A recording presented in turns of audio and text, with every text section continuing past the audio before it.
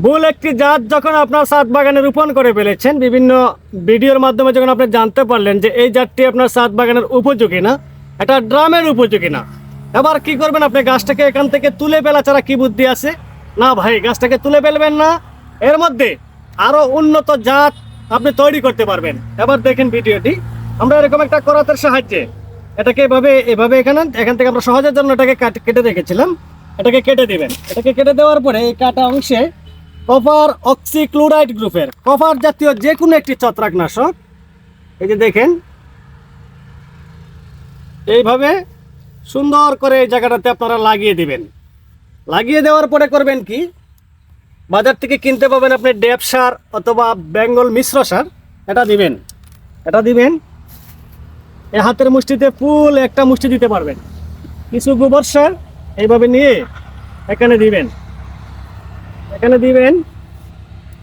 তারপরে হাত দিয়ে একটু নাড়া দিবেন। এইভাবে একটু নাড়া দিলেন, দিয়ে এখানে পানি দিয়ে গাছটাকে রেখে দিবেন। রেখে দেওয়ার পরে কি হবে দেখাচ্ছি। আর যদি মনে করেন এক একটা ডালের মধ্যে আমি এক এক রকম জাত স্থাপন করতে পারবেন।